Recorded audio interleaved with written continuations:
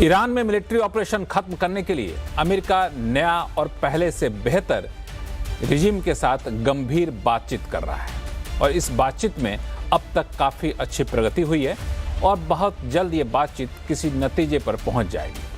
अगर किसी वजह से बातचीत फेल हो जाती है और स्ट्रेट ऑफ हॉर्मुज को कारोबार के लिए तुरंत नहीं खोला जाता है तो अमेरिका ईरान के सभी पावर प्लांट, तेल के कुएं यानी ऑयल फील्ड और खर्ग आइलैंड को तबाह कर देगा, जिस पर अमेरिका अब तक जानबूझकर हमला नहीं कर रहा है। अगर अमेरिका यह हमला करता है तो ये ईरान में पिछले 47 साल से चल रहे आतंक के शासन के दौरान आम लोगों और अमेरिकी सैनिकों की हत्या का जवाब माना जाएगा। यह है अमेरिकी राष्ट्रपति ट्रंप का आज का सबसे ताजा बयान। अब इस बयान को पढ़िए तो बयान के शुरू में तो ऐसा लगा कि ट्रंप ईरान के साथ जल्द ही युद्ध विराम का ऐलान करने वाले हैं, लेकिन 2 लाइन बाद ऐसा लगा कि किसी और बड़े हमले की धमकी दे रहे हैं। आखिर इस ट्रंप के बयान को देखा कैसे जाए? इस बीच 3 घटनाक्रम काफी अहम हुए हैं। पहला कि राष्ट्रपति ट्रंप के खिलाफ अमेरिका में लाखों लोग सड़कों पर उतर आए और युद्ध को तुरंत खत्म करने की मांग की। दूसरा, यूके के प्रधानमंत्री ने साफ कर दिया कि यूके इस युद्ध में किसी भी तरीके से शामिल नहीं होगा और ना ही अपनी सेनाएं भेजेगा। और तीसरा कि इजराइल की सबसे बड़ी ऑयल रिफाइनरी हाइफा रिफाइनरी पर भी हमले की खबर है। अब इस 3 घटनाक्रम से क्या संकेत मिल रहे हैं, आज आवाज अड्डा में करेंगे इसी पर खास चर्चा। नमस्कार, मैं हूं लक्ष्मण राय और चर्चा में हमारे साथ विशेष मेहमान जुड़ रहे हैं। 4 मेहमान में से 3 मेहमान विदेश से जुड़ रहे हैं। हमारे साथ न्यूयॉर्क से जुड़ रहे हैं अटॉर्नी आनंद आहूजा साहब, ईरान से जुड़ रहे हैं रिसर्च स्कॉलर नजर अब्बास रिजवी साहब और लंदन से जुड़ रहे हैं वरिष्ठ पत्रकार शिवकांत शर्मा साहब। लेकिन हमारे साथ में हैं एम्बेसडर प्रभु दयाल साहब, जो कि ईरान में काफ़ी लंबे समय तक रह चुके हैं और अमेरिका की राजनीति और ट्रंप के मन को कोई अगर बेहतर तरीके से समझ पाता है तो वो एम्बेसडर दयाल साहब हैं। तो आप सही मेहमानों का बहुत बहुत स्वागत है हमारे शो में। 3 जो मेहमान बाहर से जुड़े हैं उनके पास जाऊंगा आगे चल करके, लेकिन शुरुआत में करना चाहूंगा एम्बेसडर दयाल आपसे कि ट्रंप का ये बयान आपने सुना होगा। ऐसा करते हैं कि आप लोगों से चर्चा की शुरुआत करूं, ट्रंप का बयान सुन भी लेते हैं, फिर आप लोगों के पास आऊंगा मैं। We've had very good negotiations today with Iran, getting a lot of the things that they should have given us a long time ago.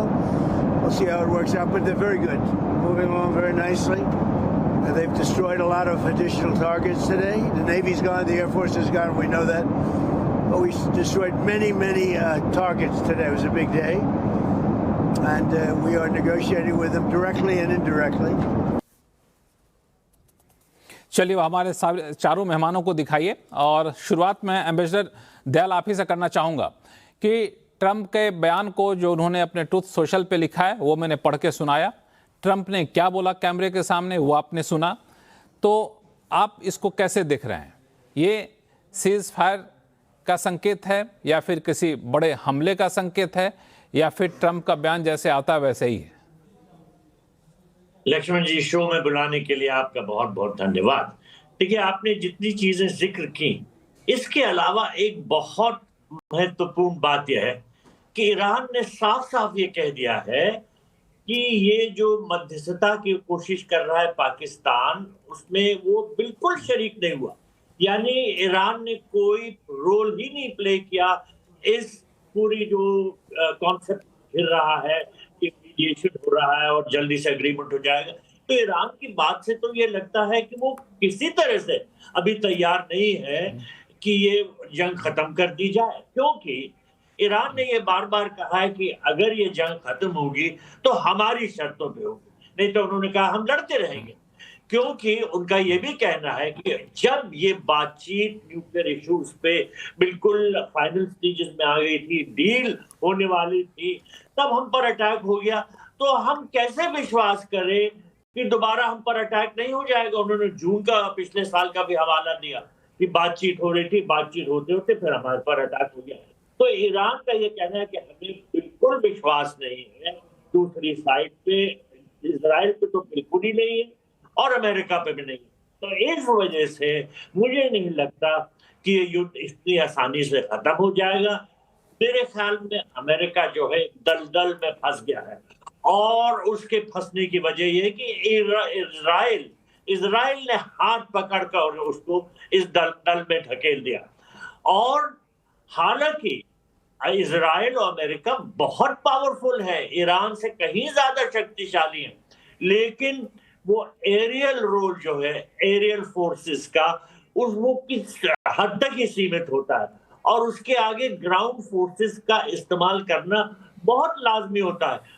और अमेरिका ये जानता है कि हालांकि वो बात तो कर रहा है ग्राउंड फोर्सेस भेजने की और खर्ग आइलैंड पे उतारने की, लेकिन वो ये भी जानता है कि ईरान ने भी पूरी तैयारी की हुई है कि अगर ग्राउंड फोर्सेस आते हैं तो वो भरपूर अटैक करेगा। और बॉडी बैग्स अगर जाएंगे अमेरिका में, तो अभी कल तो कई मिलियन उतरे थे, अब उसके 50 गुना ज्यादा उतर जाएंगे जब बॉडी बैग्स आना शुरू हो जाएंगे। तो सब चाहते हैं, भारत चाहता है, हम लोग सब चाहते हैं कि लड़ाई रुक जाए, लेकिन कैसे रुकेगी?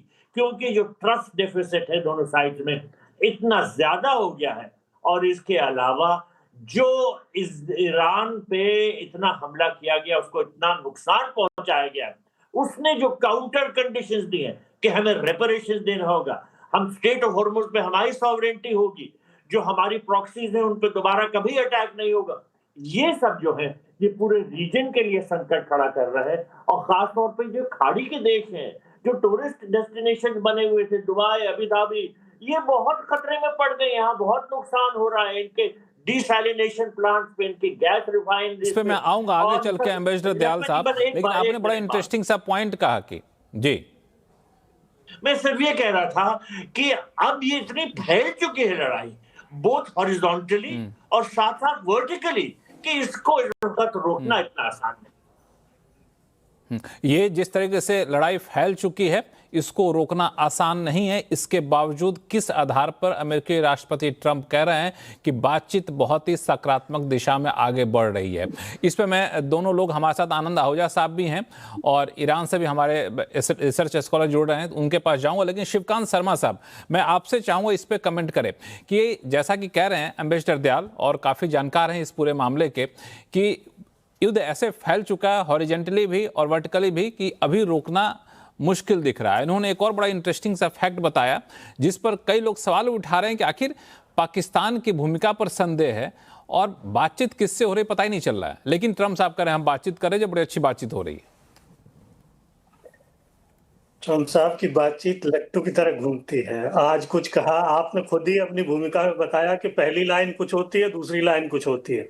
अब आप खुद सोचिए कि अगर बार बार ये कह रहे हैं कि साहब ईरान तो बेताब है, ईरान तो बेबस है, बातचीत करने के लिए चिरोरी कर रहा है। अगर ईरान बातचीत करने के लिए चिरोरी कर रहा है तो आप ये धमकियां क्यों दे रहे हैं? आप ये कह रहे हैं कि साहब मैं आपकी बिजली उड़ा दूंगा, फिर आप कह रहे हैं आपके तेल केंद्र पर कब्जा कर लूंगा। तो इन धमकियों का मतलब क्या है? कहर बरपा दूंगा, नेस्त नाबूद कर दूंगा। भाई या तो वो चिरोरी नहीं कर रहे बातचीत के लिए, या फिर आप झूठ बोल रहे हैं। तो एक बात तो यही साफ हो जाती है। रही बात मध्यस्थता की, तो मध्यस्थ कौन होता है? मध्यस्थ वो होता है जो जिस पर दोनों पक्ष जो लड़ रहे हैं आपस में वो भरोसा कर सकें, या जिसके पास अपनी कुछ इतनी कुव्वत हो कि जो दोनों में से किसी भी पक्ष को थोड़ा बहुत जो है वो नरम कर सके, हिला सके। पाकिस्तान के पास ऐसा कुछ है क्या? अगर पाकिस्तान के पास इतनी अहमियत है तो फिर ये है कि हम लोगों को ये बहस ही करने की जरूरत नहीं है। पाकिस्तान के पास जो 3 दूसरे देश गए हैं बातचीत करने के लिए, वो सारे अमेरिका के पिछलग्गू हैं। अगर बातचीत में कोई गंभीरता होती और मध्यस्थता की गंभीरता की अगर आप बात करें, तो सबसे बड़ा जो सामरिक साझेदार है ईरान का इस वक्त वो है चीन। भाई ईरान का 90% तेल जो है वो चीन के पास जा रहा है, चीन से सारा सामान ईरान आ रहा है। तो आपने चीन को क्यों नहीं मध्यस्थ बनाया? अब आप जो है इसी महीने चीन जाने वाले थे, वो यात्रा आपने स्थगित कर दी, अब आप मई में जाएंगे। लेकिन अगर मध्यस्थता करता तो चीन करता, रूस करता मध्यस्थता, भारत करता मध्यस्थता, पाकिस्तान कहां से मध्यस्थता करेगा? पाकिस्तान के पास ऐसी कौन सी पावर है जिसकी वजह से वो ट्रंप को बना लेगा या फिर ईरान के नेताओं को बना लेगा? तो ये अपने आप में ढकोसला है। मैं तो ये मानता हूं कि जैसे जैसे रोज जो है सोते हैं और देखते हैं कि मार्केट कहां जा रहा है, असल में ईरान ने ये समझ ईरान को आ गया है कि राजा की जो आत्मा है वो तोते में है। उसने तोते को पकड़ लिया और तोता है हॉर्मुज।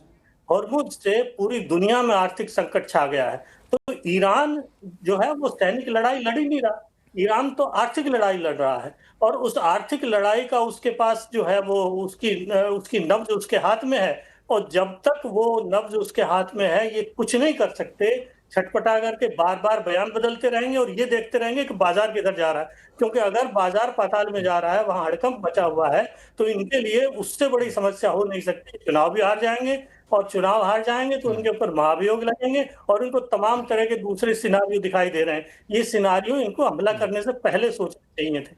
तो ये एक पहले बिल्कुल सोचना बेहुदा चाहिए, जो हमला। उन्होंने सोचा नहीं।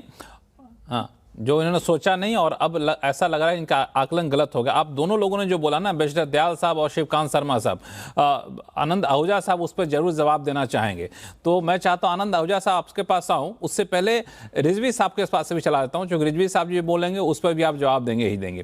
तो रिजवी साहब, सबसे पहले आपके पास आता हूं, पहले फिर आनंद आहूजा साहब के पास आऊंगा कि ईरान बार बार कह रहा है कि हमारी किसी से बातचीत हो नहीं रही है, कोई ऐसी बातचीत नहीं हो जिसके खुद से आप लोग बातचीत कर रहे हैं। तो बातचीत पर आखिर क्यों नहीं लौट रहा? आखिर युद्ध खत्म होगा बातचीत के जरिए ही ना, या फिर बातचीत हो रही है जानबूझ के अपने सेना के मनोबल को, अपनी जनता के मनोबल को बचाए रखने के लिए ईरान स्वीकार नहीं कर रहा है कि बातचीत हो रही है?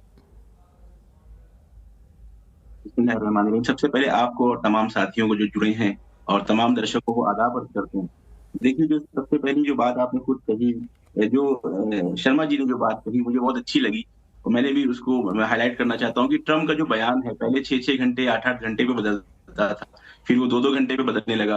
अब वो एक ट्वीट के अंदर ही जो है वो कॉन्ट्राडिक्टरी बातें कर रहे हैं कि आप शांति चाहते हैं या युद्ध चाहते हैं। उनको खुद भी नहीं पता है कि वो चाहते क्या है। मुझे ऐसा लगता है कि उनको जमीनी हकीकत बताई ही नहीं जा रही है। उनको इनपुट जो मिल रहा है वो गलत इनपुट मिल रहा है। उनके आसपास के लोग उनको सही इनपुट देते ही नहीं, इसलिए वो एक ख्याली दुनिया में रहते हैं और उसी के हिसाब से वो फैसले लेते हैं, बयान देते हैं, ये सारी चीजें। दूसरी बात आपने जो कही बात रॉय साहब, वो ये कि ईरान जो है वो जंग रोकना क्यों नहीं चाहता।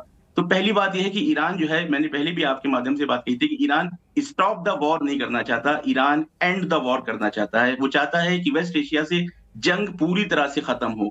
ऐसा ना हो कि आज सीज फायर के नाम पे, नेगोशिएशन के नाम पे फिर से नेगोशिएशन हो, सीज फायर हो और 6 महीने के बाद फिर आगे धोखा दिया जाए और फिर हमला किया जाए। ये देखिए दुनिया में कहाँ ये होता है कि नेगोशिएशंस की टेबल पे बुला के 2 बार हमला किया जाए और फिर ये उम्मीद रखी जाए कि दोबारा फिर आके आप बातचीत कर लीजिए, बातचीत कर लीजिए। बातचीत किस तरह से करी जा सकती है जब 2-2 बार धोखा दिया गया और इतनी बुरी तरीके से बिट्रेयल हुआ है। तो ईरान ये चाहता है कि ये जो विशियस साइकिल है ना, war, cease fire, betrayal, war, इस साइकिल को वो तोड़ना चाहता है। चाहता है क्या है ईरान? ईरान चाहता है, और बहुत क्लियर है, पहले दिन से जब से जंग शुरू हुई है, ईरान की आवाम, ईरान की आर्म्ड फोर्सेस और ईरान की हुकूमत जो है, जो यहाँ के लीडर्स हैं, उनका बिल्कुल क्लियर विजन है कि हमें जंग को इस जगह लाके खत्म करना है।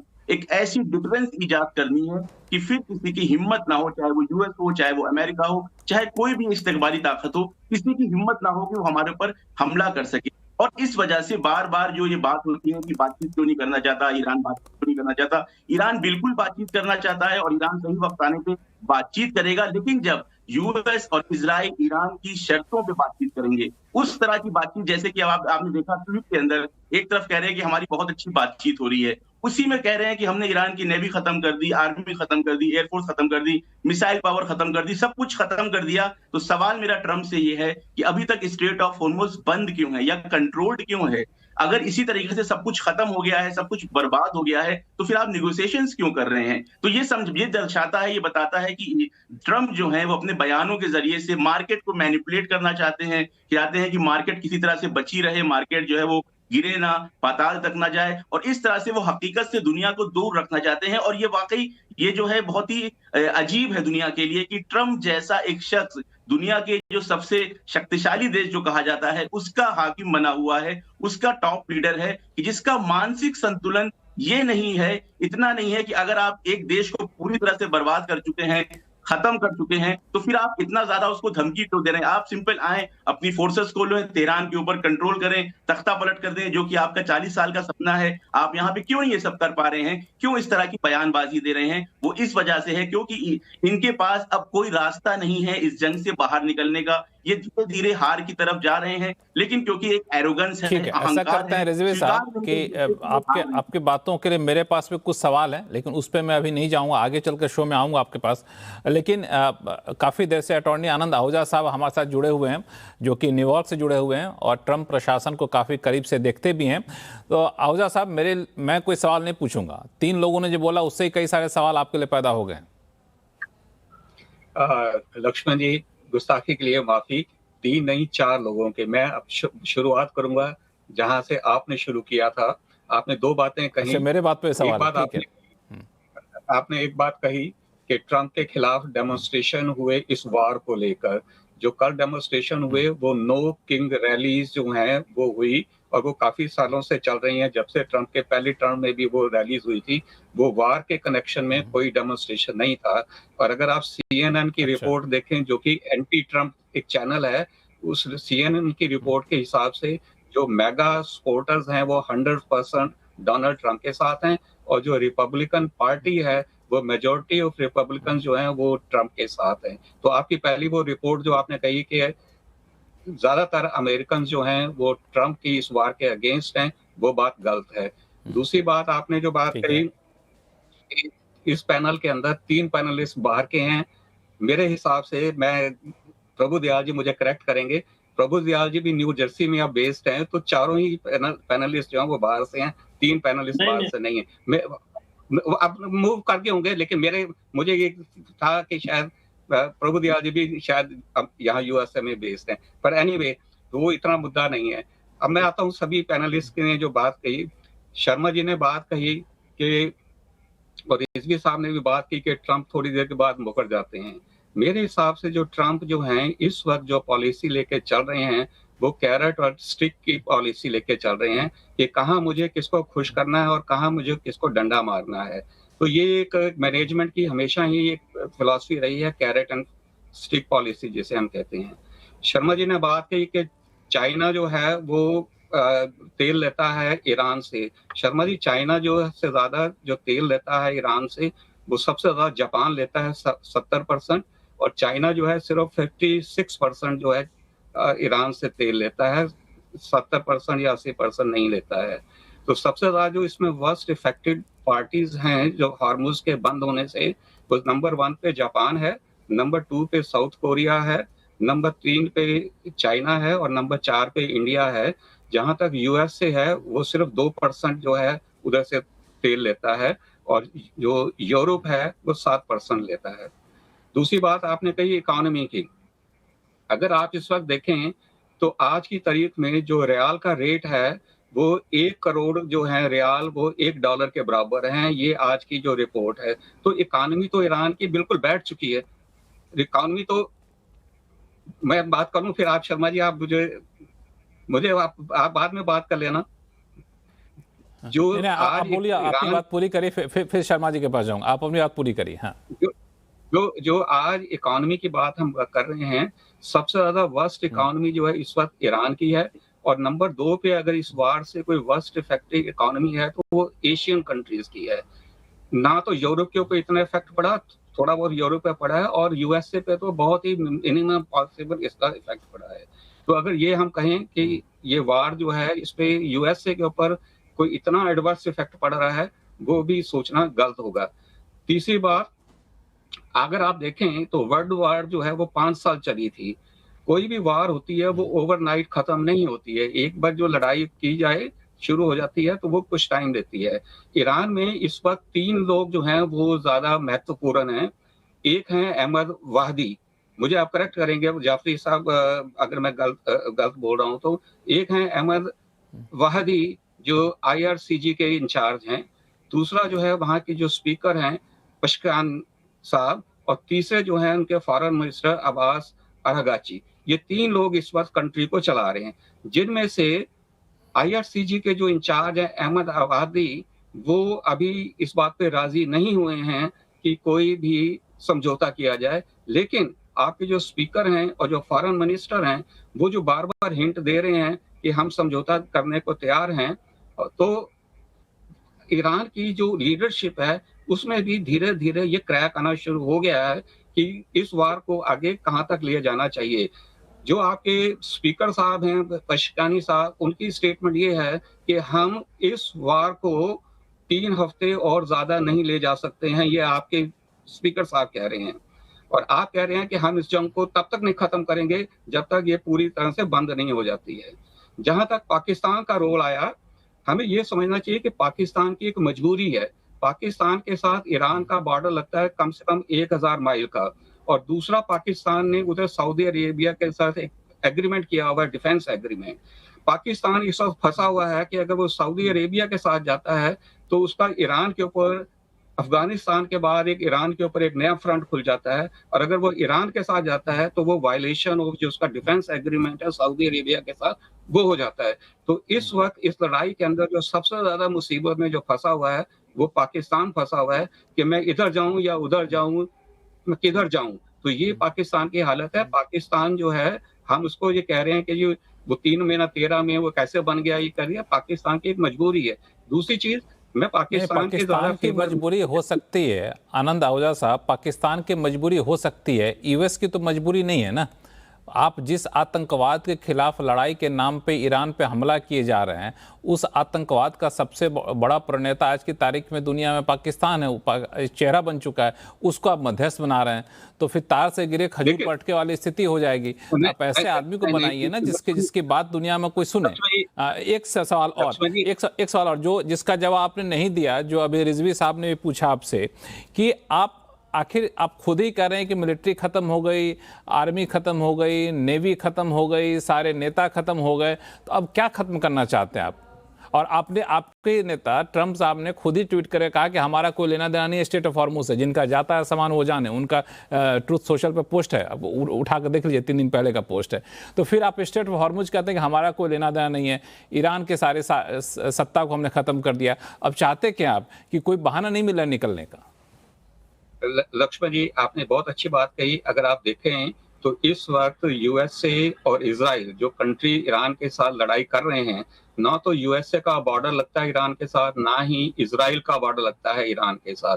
अगर लड़ाई है तो कहाँ से शुरू हुई? अगर आप शुरू से देखें तो लड़ाई 7 अक्टूबर की करंट लड़ाई है, लेकिन उससे पहले अगर हम जाएं, आज से 47 साल पहले 79 के अंदर ईरान के अंदर जब ये फंडामेंटलिस्ट आए तो उन्होंने क्या कहना शुरू किया?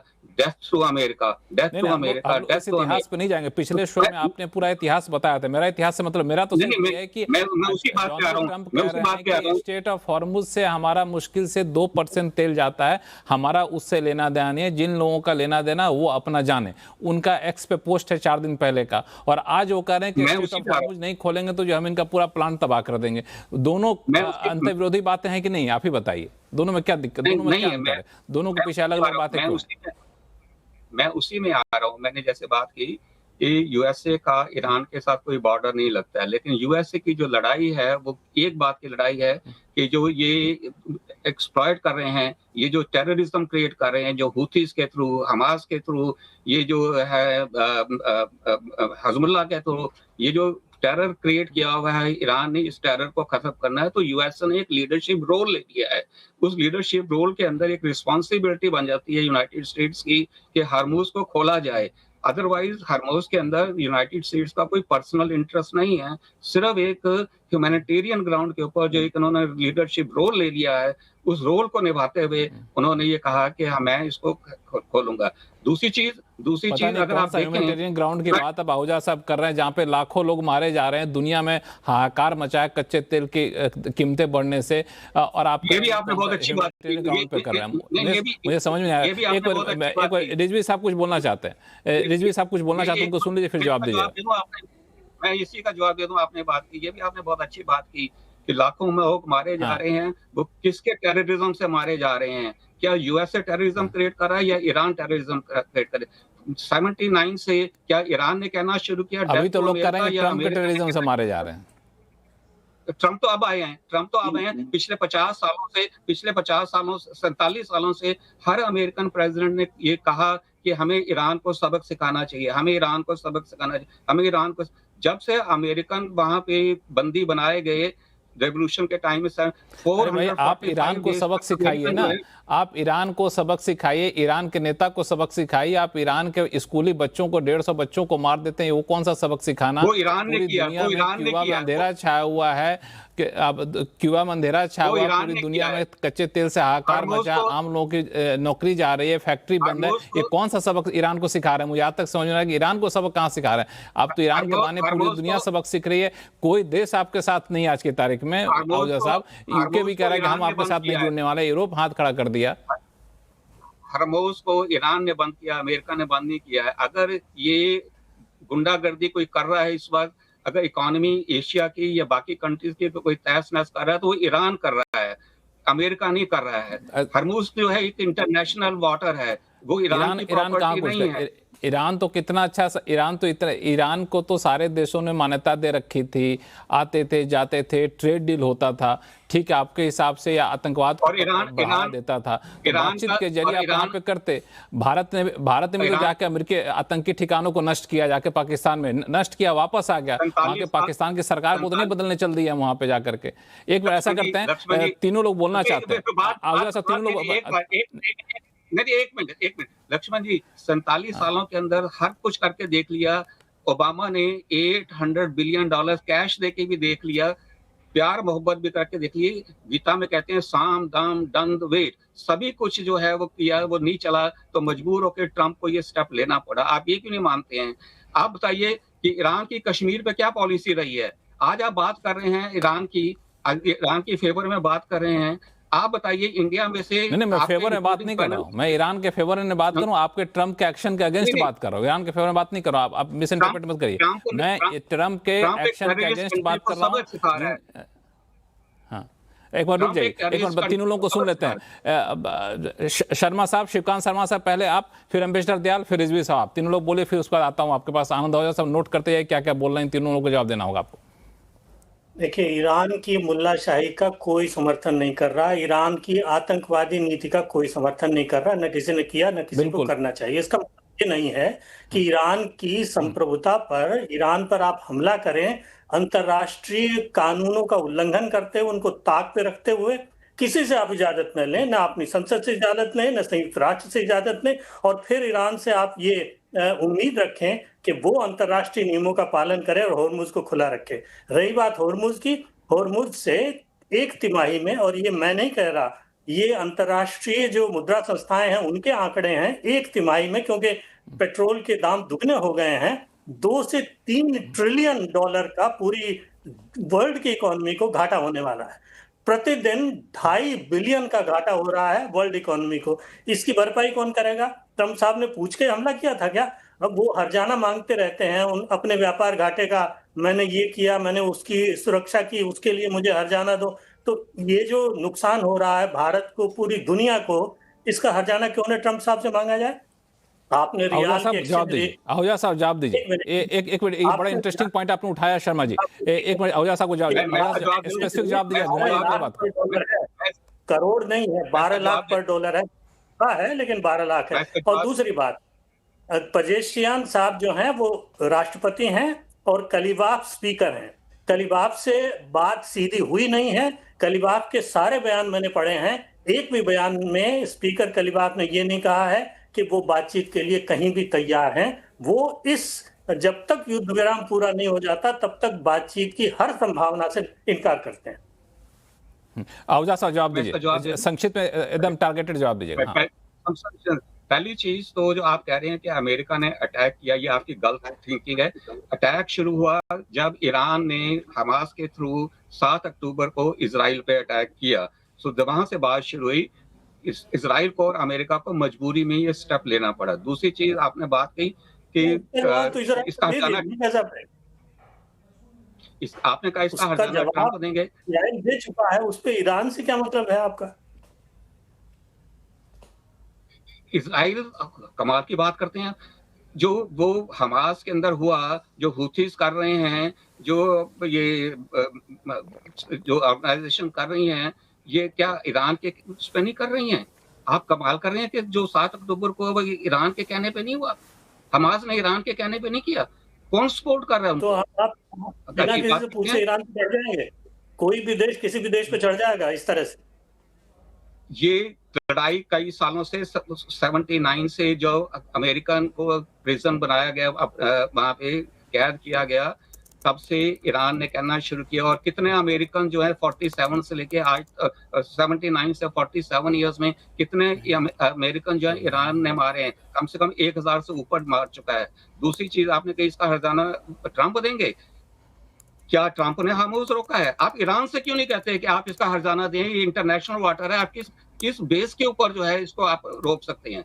आप अजीब बात करते हैं, आप इतने अमेरिका के अगेंस्ट हैं। अभी मैं आपको बताऊं, आपको आज ट्रंप बोल देना कि अमेरिका मैंने 24 घंटे के लिए खोल दिया है, आधे से ज्यादा हिंदुस्तान जो है, चाहे वो डंकी रूट से आए, भाग के अमेरिका आएगा। आप डाइवर्ट कर रहे हैं। आनंद आहूजा साहब डाइवर्ट कर रहे हैं। आनंद आहूजा साहब बातों से डाइवर्ट कर रहे हैं। आप नहीं आप बातों को डाइवर्ट कर रहे हैं। नहीं बिल्कुल नहीं। आनंद आहूजा साहब बहुत पढ़े लिखे इंसान हैं। आप बातों को डाइवर्ट कर रहे हैं। आप विकसित देश हैं, आप पावरफुल देश हैं। ऐसा नहीं किसी सॉवरेन कंट्री के ऊपर हमला कर देंगे और कहेंगे हम तो इसलिए हमको तो आप सब लोग मानते हैं, हमारा बड़ा डर है। ये तो नहीं चले, ये लॉजिक नहीं स्वीकार करूंगा। ये तो मुझे पंक्ति भी नहीं चलेगी। नहीं यहाँ आप अमेरिका के अगेंस्ट बात करें, नहीं अभी मौका मिले तो आप घर बार लॉजिकल बात करिए ना। आहूजा साहब लॉजिकल बात करिए, ऐसे बात मत करिए, दुगलापंथी वाली बात नहीं है ये। ट्रंप आज बोल रहे कि 24 घंटे के लिए अमेरिका खुला है, आधे से ज्यादा इंडियन जो हैं वो अपनी बीवी बच्चे गहने दुकान, इसका मतलब क्या हुआ? नहीं ठीक है, आपकी बात मान लेता हूं, मान लिया आपकी बात, आहूजा साहब मान लिया कि आधे से ज्यादा इंडियन, आधे पूरे पाकिस्तानी चले जाएंगे अमेरिका। इसका मतलब क्या अमेरिका किसी पर हमला कर देगा? इसका मतलब क्या अमेरिका किसी के राष्ट्राध्यक्ष को मार देगा? इसका मतलब क्या होगा? अमेरिका पूरी दुनिया को युद्ध में थोप देगा? आप क्या बेकार की बातें कर रहे हैं? नहीं अब ये मतलब आप इतने खूब, हमारा घर इतना अच्छा है, हमारा घर इतना अच्छा है, इसमें पूरी दुनिया आना चाहती है, तो हम क्या सबके दुनिया पर हमला करते फिरेंगे? ये कौन सा तरीका हुआ? ये तो बिल्कुल समझ में नहीं आया। एम्बेसडर दयाल ये तो बिल्कुल बेकार की बात है। एम्बेसडर दयाल, देखिए, आनंद आहूजा साहब बड़े अच्छे लॉयर हैं, बड़े मशहूर लॉयर हैं, और वो लीगल पॉइंट पे जरूर बात करते हैं। अब उन्होंने ये कहा कि स्ट्रेट ऑफ हॉर्मुज को बंद करना इलीगल है, अगेंस्ट इंटरनेशनल लॉ। लेकिन प्रॉब्लम तो ये है कि इंटरनेशनल लॉ को तो खिड़की के बाहर ही फेंक दिया गया।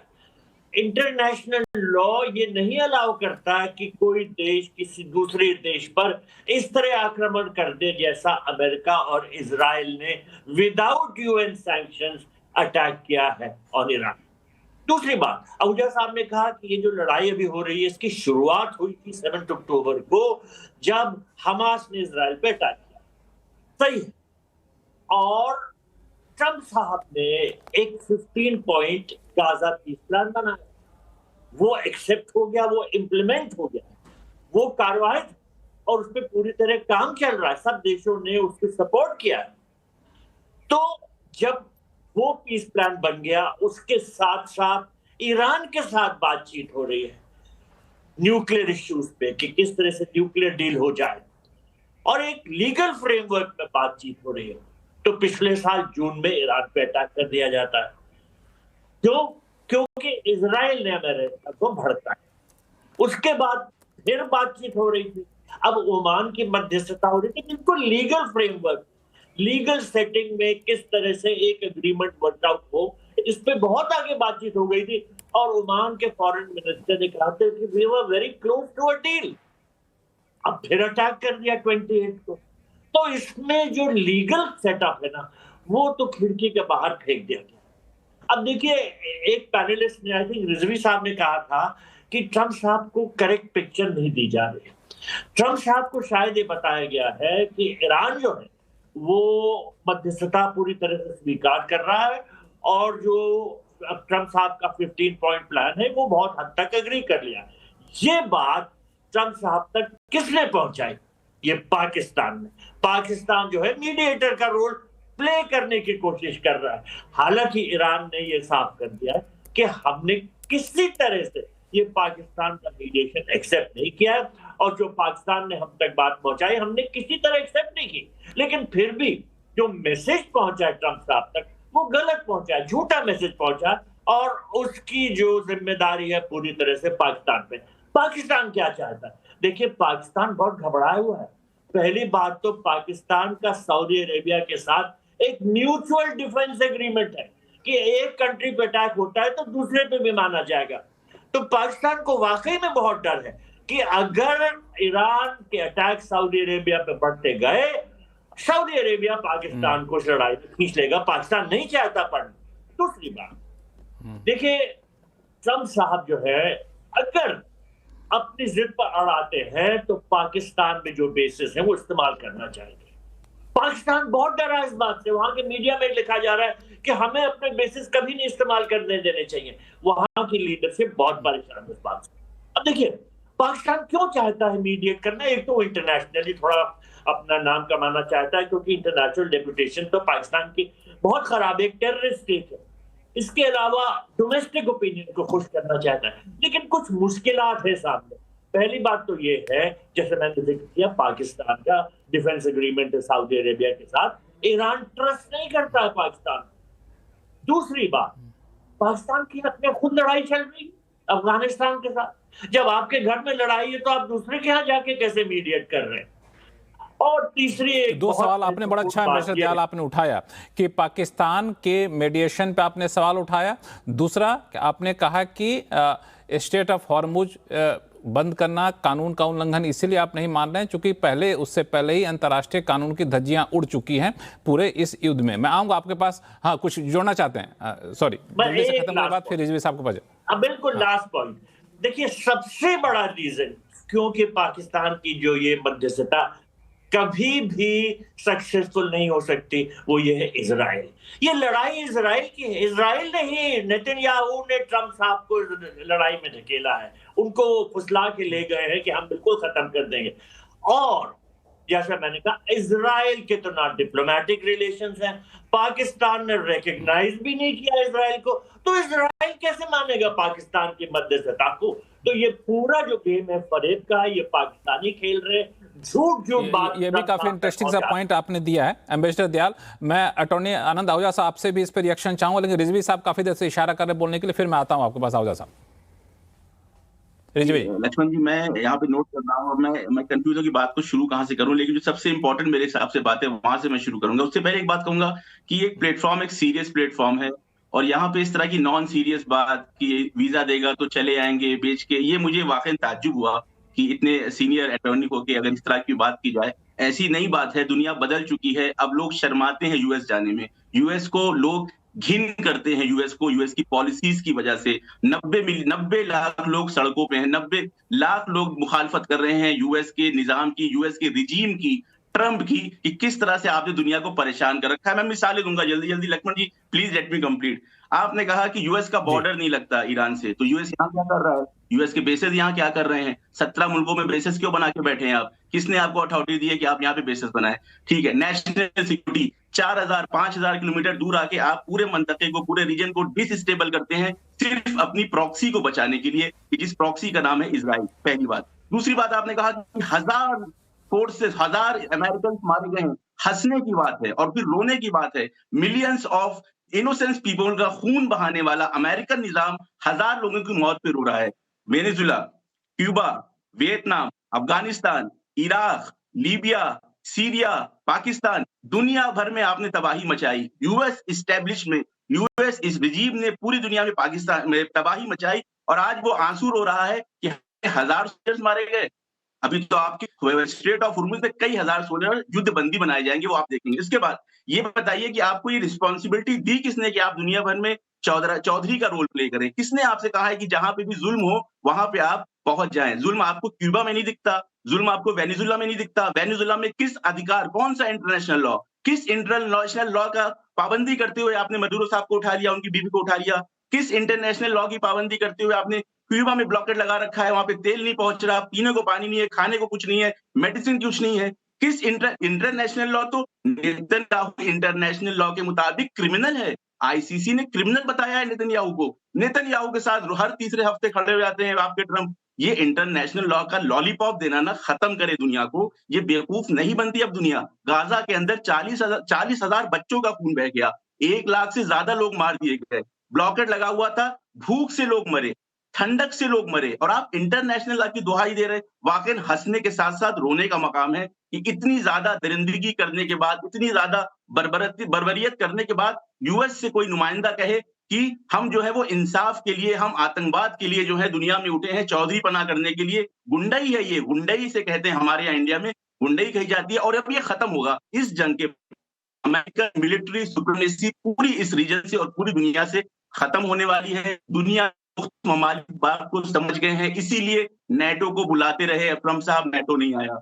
यूरोपियन यूनियन को बुलाते रहे, यूरोपियन यूनियन नहीं आया। सब समझ गए हैं कि ये जंग ट्रंप के अहंकार की जंग है। ये ट्रंप को नेतन्याहू ने इस जंग में घसीटा है। इस जंग में किसी का फायदा नहीं है। अगर किसी का फायदा है तो वो नेतन्याहू का फायदा है कि जो पॉलिटिकल कैरियर को बचाने के लिए अमेरिका को इस जंग में खींच के लाया है। लेकिन अब इस जंग के खत्म होते होते अमेरिका इस जगह पहुंच गया है कि देखिए जीसीसी गल्फ कंट्री का जो काउंसिल है वो टूटने वाला है। बस 1 मिनट, अरब लीग टूटने वाली है, नेटो टूटने वाला है, नेटो से अमेरिका निकलने वाला है, नेटो खत्म होने वाला है, यूरोपियन यूनियन ने पूरी तरह से अमेरिका को छोड़ दिया है। तो अब अगर कोई मुल्क दुनिया में है जो सबसे ज्यादा घृणित है तो वो इजराइल है, और उसके बाद यूएस है और ट्रंप है अपनी पॉलिसीज की वजह से। तो ये बात जो कही जाती है कि हम जो है इस वजह 7 अक्टूबर की वजह से हमने ईरान पे अटैक किया, तो उसका जवाब तो दयाल साहब ने दे दिया है, मैं उसमें नहीं जाना चाहता हूं।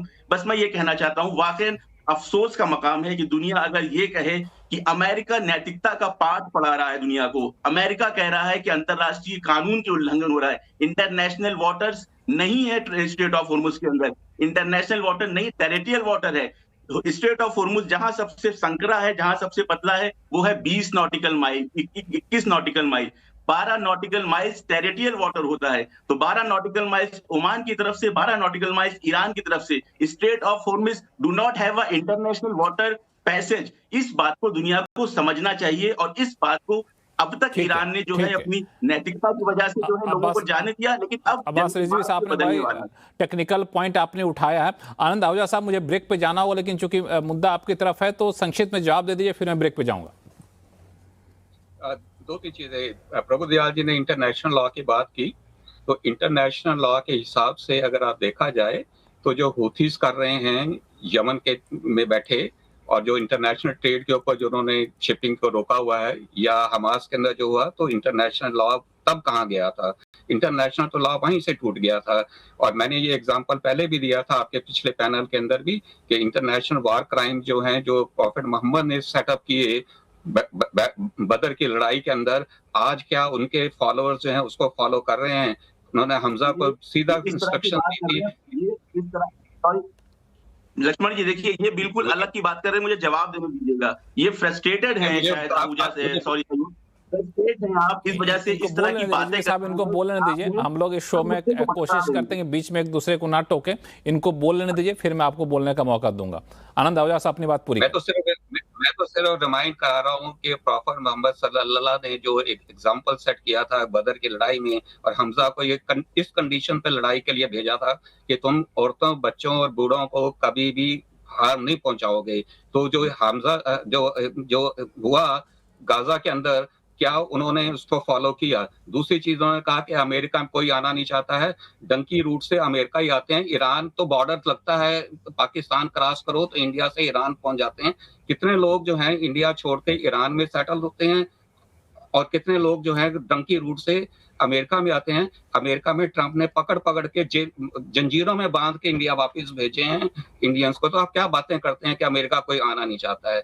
हाल रियलिटी को ऐसे छुपाने से छुपती नहीं है, सच्चाई कभी छुपती नहीं है। हाँ, सच्चाई बातों को फिर आनंद आहूजा फिर से घुमा रहे हैं।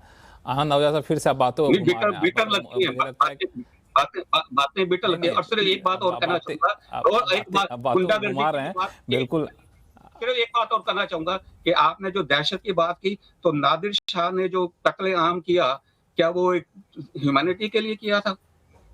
कि ईरान तो एक एग्जांपल है दुनिया के अंदर, बदला लेंगे दुनिया के अंदर कत्ले-आम दुनिया के अंदर कत्लेआम करने, इवन इंडिया के अंदर दिल्ली तक जो है नादिर शाह ने कत्लेआम किया, और आज आप बातें कर रहे हैं कि आप अमेरिका को कत्लेआम के लिए गिनवा रहे हैं। इस कंट्री में ऐसा किया, नादिर शाह ने कत्लेआम किया कि अटॉर्नी साहब आज आपकी बातें मुझे बिल्कुल हजम नहीं हो। नादिर शाह ने कत्लेआम किया तो क्या इंडिया में हम भी कत्लेआम कर दें? ट्रम्प साहब दुनिया में कत्लेआम कर दें? ये सब लॉजिक कहाँ से ला रहे हैं? दुनिया कहाँ से कहाँ जा चुकी है? आप कहाँ से पुराने इतिहास उठा कर ला रहे हैं? ये बड़ा आपने जो मुद्दा छेड़ा है सब लोगों से जवाब लूंगा। छोटा सा ब्रेक ले लेता हूँ, ब्रेक के बाद ब्रेक पे जाना ही होगा मुझे, उसका लौटते फिर हम लोग इस चर्चा को जारी रखेंगे। लौटते छोटे से ब्रेक के बाद कहीं जाइएगा नहीं।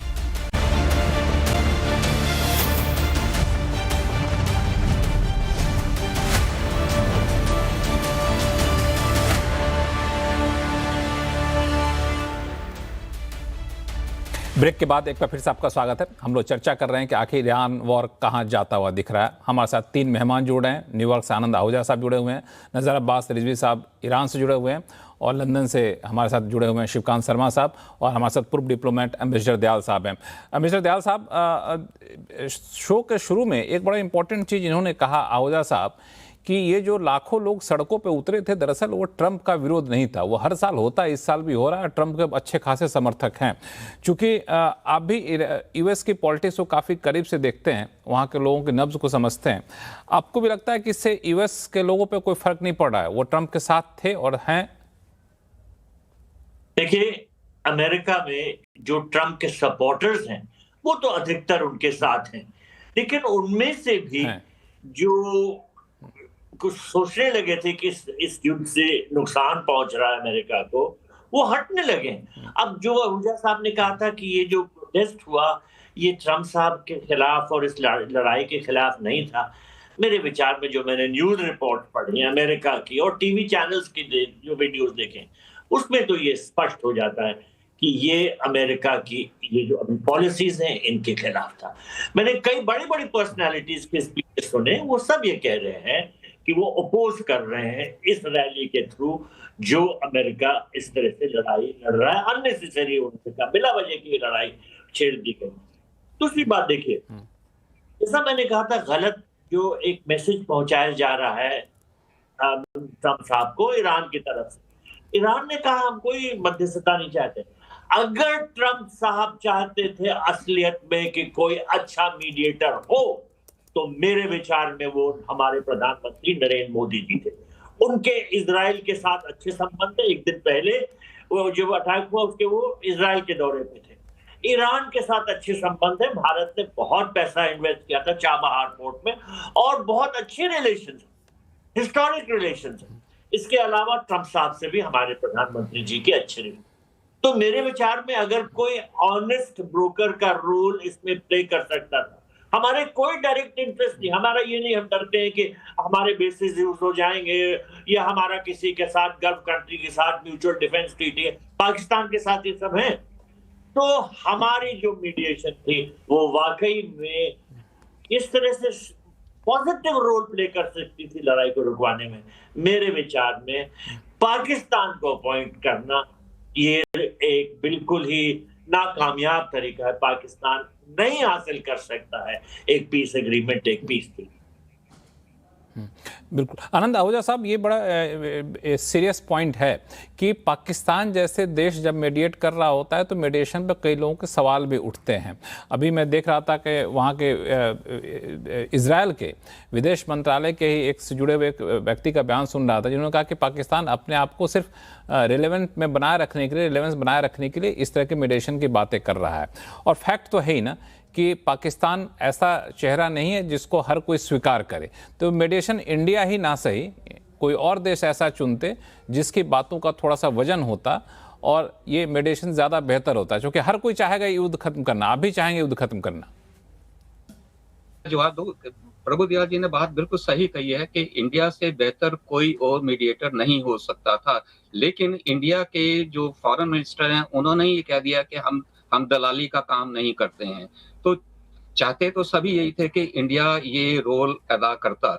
तो दूसरी चीज आपने बात जो की डेमोन्स्ट्रेशन की, वो डेमोन्स्ट्रेशन जो है वो ट्रंप के आइस की जो पॉलिसीज हैं उनके खिलाफ हैं, वार के खिलाफ। मैं अगेन आपको कोट कर रहा हूं, अब CNN की रिपोर्ट देखी, जो CNN एंटी ट्रंप एक टीवी चैनल है, उसकी रिपोर्ट के हिसाब से भी जो मागा सपोर्टर्स हैं वो 100% ट्रंप के साथ हैं और जो रिपब्लिकन्स जो हैं वो भी मेजॉरिटी जो है वो ट्रंप के साथ हैं इस युद्ध के मामले को लेके। हाँ, डेमोक्रेट्स अगेंस्ट हैं, ये डेमोक्रेटिक कंट्री है। इजराइल में भी जो अपोजिशन है नेतन्याहू के अगेंस्ट, यूएसए में भी है, और ईरान में आपको इसलिए नहीं नजर आता है क्योंकि ईरान में अपोजिशन की आवाज को उठना ही नहीं दिया जाता है।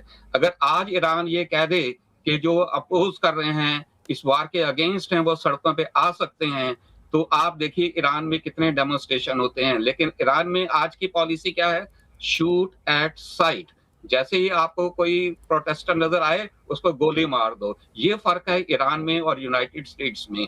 यहाँ पे इजाजत है कि आप अगर एग्री नहीं करते हैं तो अपनी आवाज उठा सकते हैं। और दूसरी बात लक्ष्मण जी आपने कही कि इसका मतलब आप दूसरे कंट्री पे अटैक कर दीजिए। मैं इंडिया का ही एग्जांपल देता हूं। अगर आपके पहलगाम में कुछ हुआ तो आपके ऑपरेशन सिंदूर ने जाके क्या किया? उन्होंने भी तो पाकिस्तान पे अटैक किया ना। तो ईरान जो इजराइल है और यूएसए पाकिस्तान पर अटैक नहीं किया था, पाकिस्तान के आतंकी ठिकानों पर हमने अटैक किया था। बहुत अच्छी बात। हम वापस आ गए थे यहाँ पे। आपके पास यही बात पुख्ता सबूत था मेरे मुंह की तो बात आप भी ईरान के आतंकी ठिकानों पर नहीं करते। तो इजराइल और यूएसए भी वो 100 से ज्यादा जो वहां के जो टेररिस्ट, जो टॉप लेवल के लीडर थे टेररिस्ट हैं, उनको मारा है। ईरान की आवाम को कोई नुकसान नहीं होने दिया है। पावर प्लांट साहब, आप फिर कानून की बात करते हैं, कानून में फंसते जाते हैं। ईरान के सुप्रीम लीडर को पूरी दुनिया में मान्यता दी हुई थी, एक सोवरेन कंट्री के राष्ट्राध्यक्ष के तौर पे दुनिया भर में उनको मान्यता थी। वो उसको आप टेररिस्ट कह के मार देंगे, वो तो मुझे तो समझ में नहीं आ रहा आप कैसे कह रहे हैं। तो अगर टेररिस्ट कह के ही मारना था, आप जैसे वेनेजुएला के प्रधानमंत्री को अलावा वैसे उठा के उनको भी ले आते। शिवकांत शर्मा साहब, समय कम है तो आप शिवकांत शर्मा से रिजवी साहब 1-1 मिनट समय दे दीजिए, फिर शो का समय कम हो रहा है, फिर समय बचेगा तो आऊंगा आपके पास। आओ साहब, शिवकांत शर्मा जी, रिजवी साहब आ रहा हूँ आपके पास भी। अस्पतालों में, यूनिवर्सिटियों में जो बिजली घर हैं, जो ऊर्जा केंद्र हैं, वहां क्या टेररिज्म हो रहा था? जिस तरह का बुनियादी ढांचे का विनाश किया है पूरे ईरान में, उसको किसी अंतर्राष्ट्रीय कानून से मान्यता नहीं मिल सकती। दूसरी बात यह है कि मैं आपकी बात से बिल्कुल सहमत हूं कि अमेरिका हर कोई जाना चाहता है, लेकिन वो ट्रंप से मोहब्बत है इस वजह से जाना नहीं चाहता। अमेरिका में अवसर हैं, अमेरिका में आर्थिक विकास के लिए जाना चाहता है। ट्रंप साहब जैसा जो है वो अमेरिका में कई 100 सालों में एक बार कोई आता है। देखिए, वो लोकतांत्रिक कंट्री है, बुरे शासक भी आते हैं, अच्छे शासक भी आते हैं। बुरे शासक आते हैं, उनकी बुराई। मेरा तो ये कहना था शिवकांत शर्मा सर, मेरा तो ये कहता है हर कोई अमेरिका जाना चाहता है, इसका मतलब थोड़ा ना कि हर किसी पर अमेरिका को हमला करने का अधिकार मिल जाता है। इस लॉजिक पे आप इस हमले को इस लॉजिक पे आप इस हमले को जस्टिफाई नहीं ठहरा सकते। रिजवी साहब, आप कुछ इशारा कर रहे हैं, संक्षिप्त में बात अपनी खत्म करेगा, समय कम है। आज मुझे बहुत अफसोस हुआ इस शो पे आके, क्योंकि आहूजा साहब ने जो बातें करी वो बिल्कुल नॉन सीरियस थी, मिस इन्फॉर्म्ड है आहूजा साहब। ऐसी उल्टी सीधी बातें इन्होंने करी कि वाकई अफसोस की बात है। 140 करोड़ हिंदुस्तानियों का अपमान आपके शो पे हुआ। इन्होंने कहा कि ट्रंप ने हिंदुस्तानियों को हथकड़ी लगा के वापस भेज दिया। इसका क्या मतलब है?